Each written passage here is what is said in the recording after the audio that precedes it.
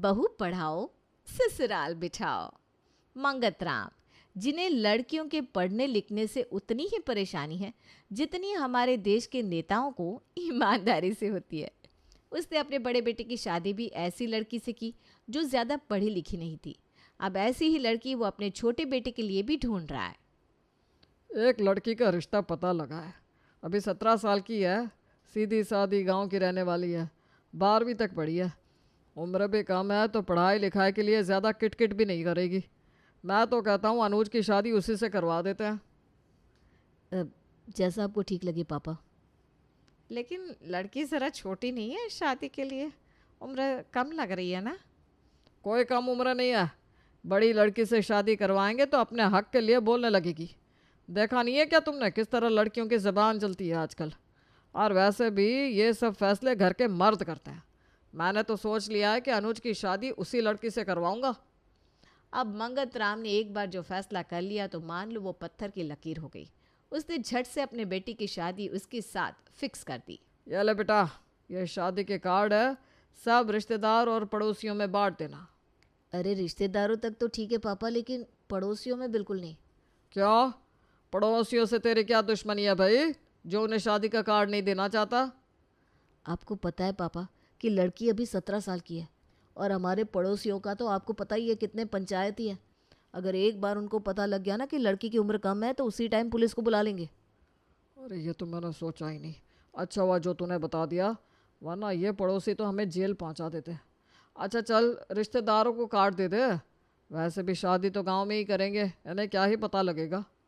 अब पूरा शर्मा परिवार अपने छोटे बेटे अनुज की शादी के लिए गांव पहुंच जाता है, और कुछ दिन बाद जब वो गांव से अपने घर वापस लौटते हैं तो अपनी नई नवेली बहू को एकदम सिंपल लड़की की तरह घर लेकर आते हैं, और कानों कान किसी को कुछ खबर भी नहीं होने देते। सुनो सुनीता बहू, छोटी बहू को ज़रा अच्छे से समझा देना कि अगर कभी कोई घर में आ जाए और उससे कुछ पूछे तो ये बोल दे कि मेरे मामा जी का घर है और अपनी पढ़ाई करने के लिए मैं यहाँ पर आई हूँ। किसी के सामने अपना मुंह ना खोल दे। जी ठीक है, आप चिंता मत करिए, मैं समझा दूंगी। सुनीता अपनी छोटी बहू के पास जाती है और उसे सब कुछ अच्छी तरह से समझा देती है। अगले दिन, अरे माँ जी, ये शीला आंटी तो हमारे घर की तरफ ही आ रही हैं। अगर इन्हें नेहा के बारे में पता चल गया तो ये पूरे मोहल्ले में ढिंडोरा पीट देगी। लो आ भी गई। अरे कैसी हो सुनीता बहन? कल मैं छत पर कपड़े धो रही थी तब देखा तुम लोग गाड़ी से आए थे। तुम्हारे साथ एक लड़की भी थी, कौन है वो? अनुज बेटे की शादी वादी कर दी क्या? लेकिन शादी के हिसाब से तो लड़की की उम्र छोटी लग रही थी। शादी? इधर सुनीता की जबान शर शादी का नाम लेते हुए लड़खड़ा रही थी, और उधर नेहा माँ जी करती हुई वहां पर आ गई। माँ जी, आज खाने में भिंडी की सब्जी बना लूं क्या? हे भगवान, ये क्यों इस टाइम पर यहाँ आ गई? ऊपर से इसके सामने मुझे माँ जी भी बोल रही है। इतना समझाया था इसे लेकिन कोई फ़ायदा नहीं। क्या हुआ माँ जी, बताइए ना। माँ जी, इसका मतलब मैंने सही सोचा था, तुम्हारी छोटी बहू है ये। लगता है तेरी उम्र के साथ साथ तेरे कान भी बूढ़े हो गए हैं शीला। ध्यान से सुन, माँ नहीं मामी जी बोल रही है वो। और तुझे कितनी बार बुलाए नेहा बेटा, एक माँ के साथ दूसरा मी भी जरा ठीक से लगाया कर। जब देखो तब मुंह में बोलती रहती है। अरे मेरे दूर की ननद की बेटी है ये, पढ़ने के लिए आई है यहाँ पर, और मुझे माँ जी नहीं मामी जी बोल रही थी। मामी जी। जी हाँ, मामी जी। वो कभी कभी ना आधे शब्द मेरे मुंह में ही रह जाते हैं। तो खाने में आज भिंडी बना लूं मामी जी? अरे बेटा, तू क्यों भिंडी की सब्जी बनाएगी? जब तू यहाँ पर पढ़ने आई है तो अपनी पढ़ाई कर। और वैसे भी ना तेरी उम्र अभी घर का काम करने की नहीं है, पढ़ने लिखने की उम्र है। ये सब काम तो राधा बहू कर लेगी। तू जाकर पढ़ाई कर। जी। अच्छा, मैं ना थोड़ी सी चीनी लेने आई थी, तो वो मुझे दे दे राधा बहू। जी अभी लाई। राधा जल्दी से एक कटोरी चीनी लेकर आती है और उसे वहाँ से रफा दफा करती है। आज तो बाल बाल बचे मम्मी जी, लेकिन दिन में पता नहीं कितने पड़ोसी हमारे घर के आसपास से गुजरते हैं, और कितने तो घर ही आकर टपक जाते हैं। इनसे ना सावधान रहना पड़ेगा। तो ठीक कह रही है बहू, इनसे तो सावधान रहना पड़ेगा। एक बार शीला को बता दिया ना कि यहाँ ये पढ़ने के लिए आई है, तो रोज़ आकर इसकी पढ़ाई की खबर लेगी। एक काम करती हूँ, अनुज से कहकर नेहा के लिए एक स्टडी टेबल और किताबें मंगवा देती हूँ, ताकि किसी को कुछ शक ना हो। नेहा बेटा, कभी भी कोई भी घर आए ना तो बस अपने स्टडी टेबल पर जाकर बैठ जाना। तब तो इसे सारा टाइम अपने स्टडी टेबल पर बैठकर सिर्फ और सिर्फ पढ़ने की एक्टिंग ही करनी पड़ेगी, क्योंकि पूरा मोहल्ला तो पूरे दिन हमारे घर में ही बैठा रहता है। अभी तो 1 महीने से मोहल्ले की औरतें यात्रा पर गई हुई हैं, इसलिए घर में इतनी शांति है। 1-2 दिन में सब आने वाली है, देखना कैसा हंगामा होता है बाद में। अब अगले ही दिन सुनीता नेहा के लिए उसके रूम में स्टडी टेबल लगवा देती है और उसके लिए बुक्स भी मंगवा देती है। अब जैसे ही कोई घर पर आए ना, वैसे ही अपने स्टडी टेबल पर पढ़ने बैठ जाना। जी माँ जी। पढ़ने बैठ जाना नहीं, पढ़ने बैठ जाओ। वो देखिए मम्मी जी, सामने से मोहल्ले की औरतों का ग्रुप आ रहा है। 1 नंबर की पंचायती है सारी की सारी। जाओ तुम जल्दी से अंदर। नेहा जल्दी से अंदर जाकर पढ़ने बैठ जाती है। अरे अभी तो हमने बाहर से देखा था, यहाँ पर एक लड़की भी खड़ी थी, हमारे आते ही अंदर क्यों चली गई? अरे निर्मला बहन, शीला ने बताया तो था, मंगत राम भाई साहब की दूर की बहन की बेटी यहाँ पढ़ने आई है, तो अंदर पढ़ने चली गई होगी। हाँ हाँ, पढ़ने ही तो गई है। और तुम बताओ, यात्रा से लाया हुआ प्रसाद देने आई हो क्या? हाँ, वो भी लेकर आए हैं, लेकिन सोच रहे थे कि आ ही गए हैं तो राधा बहू के हाथ की चाय भी पी लेते हैं, साथ में थोड़े पकोड़े भी बना लेगी राधा बहू तो अच्छा हो जाएगा। जी जी, अच्छी तरह जानती हूँ ये इधर पंचायत करने के लिए बैठी हुई हैं। पता है मुझे, इन्हें हमारी बातें हजम नहीं हो रही। अरे जानना राधा बहू खड़ी खड़ी क्या सोच रही है। अब एक बार उनकी पड़ोसने घर पर आकर बैठ गई तो वहाँ से उठने का नाम ही नहीं लेती। राधा से पूरे 3 बार चाय बनवा कर पी और पूरे 4 घंटे के बाद उठकर अपने घर गई। हे भगवान, दिमाग खराब कर दिया इन दोनों ने तो मेरा। कौन सी ननद की बेटी है, ननद कहाँ रहती है, ये लड़की कौन सी पढ़ाई कर रही है, कब तक यहाँ रहेगी? मेरा दिमाग खा गई दोनों। चलो, अब तुम और नेहा बहू मिलकर खाना बना लो, बहुत भूख लग रही है। नेहा राधा के साथ मिलकर रात का खाना बनवा देती है। तभी रात के समय, अरे नेहा, ये सारी किताबें और स्टडी टेबल बस दिखावे के लिए लेकर आया था। लगता है तुमने इसे ज़्यादा ही सीरियसली ले लिया। चिंता मत करो, इस टाइम पर घर पर कोई पड़ोसन नहीं आएगी, तुम आराम से आकर सो सकती हो। नहीं, ऐसी बात नहीं है। आज दिन में पड़ोस वाली आंटी 4 घंटे तक हमारे घर पर ही बैठी थी, तो मैं इतनी देर तक पढ़ाई की एक्टिंग तो नहीं कर सकती थी, तो मैंने सोचा इन बुक्स को पढ़ ही लेती हूँ। अब पढ़ते पढ़ते इंटरेस्ट आ गया तो सोचा पढ़ ही लूँ। वैसे भी ना 12th क्लास के बाद ग्रेजुएशन हो नहीं पाई, तो अब कर लेती हूँ। देखो नेहा, मेरे घर वालों ने मेरी शादी ही तुमसे इसलिए की क्योंकि तुम ज़्यादा पढ़ी लिखी नहीं थी। उन्हें लड़कियों का ज़्यादा पढ़ना लिखना पसंद नहीं है, स्पेशली मेरे पापा को। बाकी सब तो फिर भी कुछ नहीं कहेंगे, लेकिन पापा नहीं मानेंगे। अरे तो पापा को नहीं बताएंगे ना, आप मेरा ओपन कॉलेज से एडमिशन करवा दो और मुझे एग्ज़ाम दिला कर ले आना। वैसे भी मुझे पढ़ाई करने की एक्टिंग तो करनी ही है, तो किसी को क्या पता लग रहा है कि मैं पढ़ रही हूँ या पढ़ने की एक्टिंग कर रही हूँ।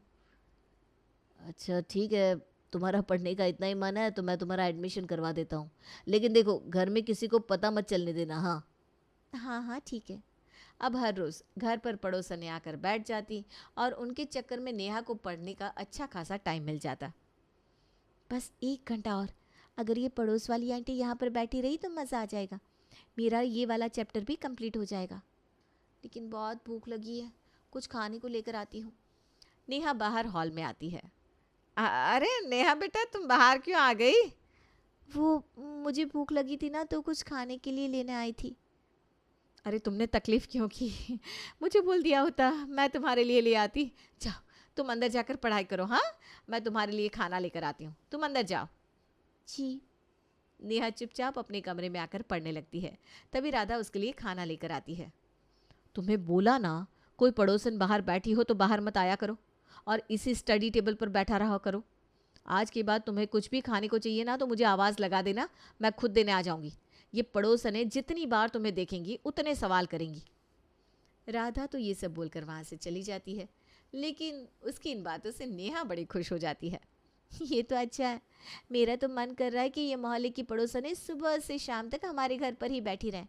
मैं आराम से अंदर पढ़ती रहूँगी और मुझे खाने को भी अपने आप मिलता रहेगा। अब हर रोज़ कोई ना कोई पड़ोसन उनके घर पर आकर बैठ जाती और नेहा आराम से पढ़ती और आराम से अपने कमरे में खाना खाती। ऐसे ही कुछ महीने बीत गए और उसने अपने फर्स्ट सेमेस्टर के एग्ज़ाम्स भी क्लियर कर लिए। लेकिन उसके बाद आया करवा चौथ। सुनो मम्मी जी, मैं छत पर देख कर आई हूँ, सारी पड़ोस वाली औरतों ने करवा चौथ मना लिया, तो अपनी छत पर तो अभी कोई नहीं है।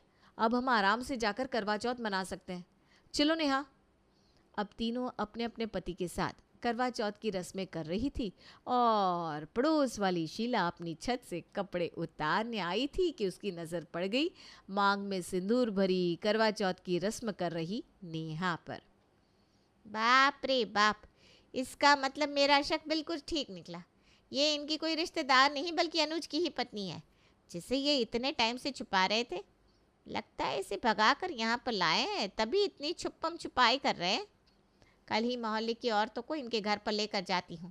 बहुत झूठ बोल लिया इन लोगों ने हमसे। अब नेहा के झूठ वाला भांडा तो शीला के सामने फूट चुका था। अगले दिन सुबह सुबह शीला सारी पड़ोसनों को लेकर उनके घर पहुंच गई। अरे तुम सब यहाँ पर, वो भी इतनी सुबह सुबह? मोहल्ले में कोई टपक गया है क्या? अरे नेहा, जल्दी से मेरा लंच पैक कर दो, मुझे ऑफिस के लिए देर हो रही है। अभी तक तो अनुज का लंच उसकी भाभी पैक करती थी, तो अब उसका लंच नेहा क्यों पैक कर रही है? अरे अब नेहा अनुज का लंच पैक नहीं करेगी तो और कौन करेगा? लगता है तुम्हें पता नहीं, नेहा अनुज की शादी हो चुकी है। सुनीता की छोटी बहू है नेहा। छोटी बहू? अरे तुम्हारा दिमाग खराब हो गया है क्या? मैंने बताया था ना, मेरे दूर की ननद की लड़की है, यहाँ पढ़ने आई है। वो तो बस राधा बहू के काम में मदद करवा देती है। अब बस भी करो सुनीता बहन, तुम्हें क्या लगता है अगर तुम नहीं बताओगी तो हमें कुछ पता नहीं चलेगा? बहुत कोशिश की तुमने हमसे छुपाने की कि हमें पता ना लगे, लेकिन कल छत पर इसे करवा चौथ मनाते हुए देख लिया था मैंने। बेचारी फूल सी बच्ची को अपने घर की बहू बनाकर ले आए। अब समझ में आया, ये हमारे आते ही इसे अंदर क्यों भेज देती थी। सुबह सुबह इससे सारे घर का काम करवाती है और दिन में हमारे सामने ये दिखाती है कि ये पढ़ने के लिए यहाँ पर आई है। तुम्हारी कंप्लेंट तो हम पुलिस में करेंगे, इतनी छोटी लड़की को अपने घर की बहू बनाया। अरे ये सब आप क्या बोल रहे हो आंटी जी? नेहा पूरे 18 साल की है और हम दोनों ने लीगली शादी की है। अच्छा तो फिर दिखाओ कहाँ है तुम्हारी शादी के कागज़। नेहा, ज़रा हमारा मैरिज सर्टिफिकेट तो लेकर आना।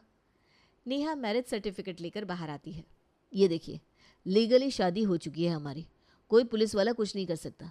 लीगल शादी का प्रूफ है हमारे पास। अच्छा तो फिर तुम लोगों ने हमसे ये बात छुपाई क्यों? हमारी मर्जी, हम तो तुम्हें बाद में सरप्राइज देना चाहते थे, लेकिन तुमने तो सारा सरप्राइज ही खराब कर दिया। आई बड़ी सरप्राइज वाली। ठीक नहीं किया तुमने ये हमारे साथ। बेटे की शादी कर दी और एक मिठाई तक नहीं खिलाई। अरे मिठाई की क्या बात है, अभी खिला देती हूँ तुम्हें मिठाई।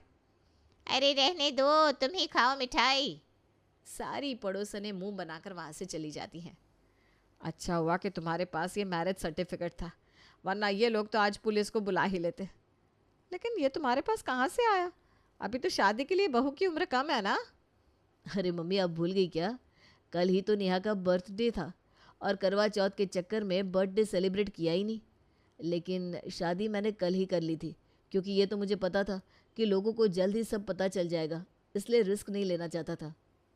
अनुज को लगता है कि सब कुछ नॉर्मल हो गया, लेकिन असली परेशानी तो अभी शुरू होने वाली थी। अगले दिन। अरे अब तो सब पड़ोस वालों को ये पता चल ही गया है कि नेहा हमारी बहू है, तो फिर ये किताबें और स्टडी टेबल यहाँ क्यों रखा हुआ है? इस टेबल को कहीं और रखवा दो और ये सारी किताबें बेच दो। पापा जी, लेकिन किताबों को बेचने की क्या ज़रूरत है? घर पर रखिए तो रहने देते हैं ना। जिस जिसका घर में कोई काम नहीं उसे घर पर रखकर क्या मतलब है? सारी किताबें निकाल कर दे दो कबाड़ी वाले को, वो ले जाएगा। जाओ जल्दी लेकर आओ। तुम जाकर कपड़े धो लो नेहा बहू, किताबें मैं आपको ला कर देती हूँ ना। नेहा अपने सास ससुर के सामने कुछ नहीं बोल पाती और वो उसकी सारी किताबों को बेच देते हैं। रात को अनुज घर आता है तो देखता है नेहा की आंखों में आंसू है। अरे क्या हो गया नेहा, तुम्हारी आंखों में आंसू, क्या हुआ? मम्मी जी, पापा जी ने मेरी सारी किताबें कबाड़ी वाले को बेच दी। उन्होंने बोला जब उनका कोई काम ही नहीं तो घर में रखकर क्या करना। मैं आगे पढ़ना चाहती हूँ, प्लीज़ मुझे पढ़ने दो। अच्छा अच्छा ठीक है नेहा, तुम ज़्यादा परेशान मत हो, मैं कल सुबह पापा से बात करूँगा। अभी तुम रोना बंद करो। अनुज नेहा को समझाकर चुप करवाता है। सुबह होते ही वो अपने पापा से इस बारे में बात करता है, लेकिन नेहा की पढ़ाई की बात सुनते ही उसके पापा भड़क जाते हैं। तेरी हिम्मत कैसे हुई मुझसे ये बात पूछने की? और जब हमने कहा था कि ये सब पढ़ाई का बस नाटक है, तो तूने बहू को पढ़ने दिया कैसे? और तो और कॉलेज में उसका एडमिशन भी करवा दिया और उसे एग्ज़ाम भी दिला कर ले आया। जो करना था वो तो कर दिया, लेकिन इसके आगे अगर दोबारा मेरे सामने कभी भी बहू के पढ़ने की बात की ना, तो मुझसे बुरा कोई नहीं होगा। घर की बहू का काम घर संभालना है, ये पढ़ाई लिखाई करना नहीं। देखिए पापा, आपके ज़माने में ये सब कुछ चल जाता था, लेकिन आज का ज़माना ऐसा नहीं है।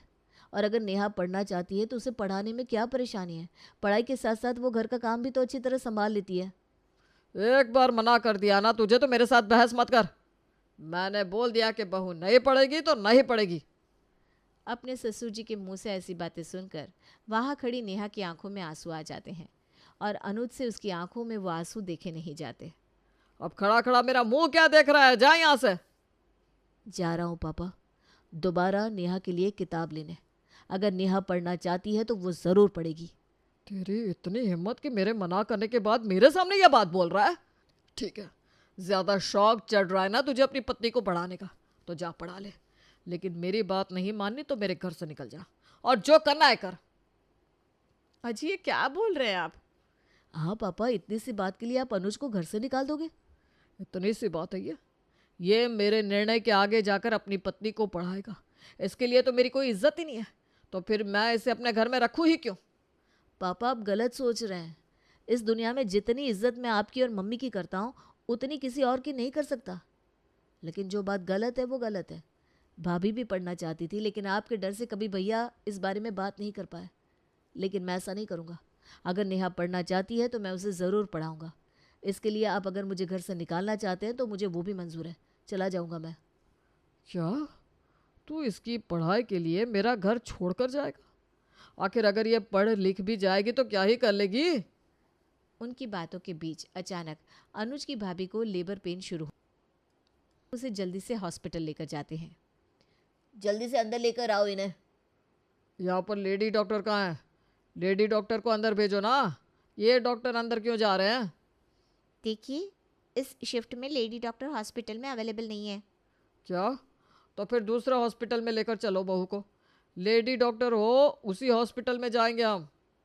क्यों पापा, आपको तो लड़कियों का इस तरह पढ़ना लिखना पसंद नहीं, फिर भाभी की डिलीवरी के लिए पढ़ी लिखी लेडी डॉक्टर क्यों चाहिए आपको? जब आपकी नज़रों में आगे की पढ़ाई करने का हक सिर्फ लड़कों को है, तो फिर एक फीमेल डॉक्टर की डिमांड कैसे कर सकते हैं आप? अनुज की इस बात से मंगतराम की नज़रें झुक जाती हैं। उसे समझ में नहीं आता कि अनुज की इस बात का क्या जवाब दे। बोलिए ना पापा। मंगतराम बिना कुछ बोले वहाँ से चला जाता है। अगले दिन सब हॉस्पिटल से घर आते हैं और मंगतराम को ये खुशखबरी देते हैं कि उसके घर पोती हुई है। तभी थोड़ी देर बाद अनुज और नेहा अपने बैग पैक करके वहाँ से जाने लगते हैं। रुको अनुज, तुम्हें यहाँ से कहीं जाने की ज़रूरत नहीं है। कल हॉस्पिटल में तुम्हारी उस एक बात ने मेरी आंखें खोल दी। तब तो मैं तुम्हारी उस बात का जवाब नहीं दे पाया, लेकिन अब अच्छे से मैं तुम्हारी बात समझ चुका हूँ। नेहा बहू आगे ज़रूर पढ़ेगी और मैंने राधा बहू को भी आगे पढ़ने नहीं दिया, लेकिन अब हम राधा बहू को भी पढ़ाएंगे और अपनी पोती को मैं पढ़ा लिखा कर डॉक्टर बनाऊंगा। मंगतराम की ये बातें सुनकर सबके चेहरों पर मुस्कुराहट छा जाती है और सही समय पर कही हुई अनुज की सिर्फ एक बात मंगतराम की सोच को पूरी तरह बदल देती है।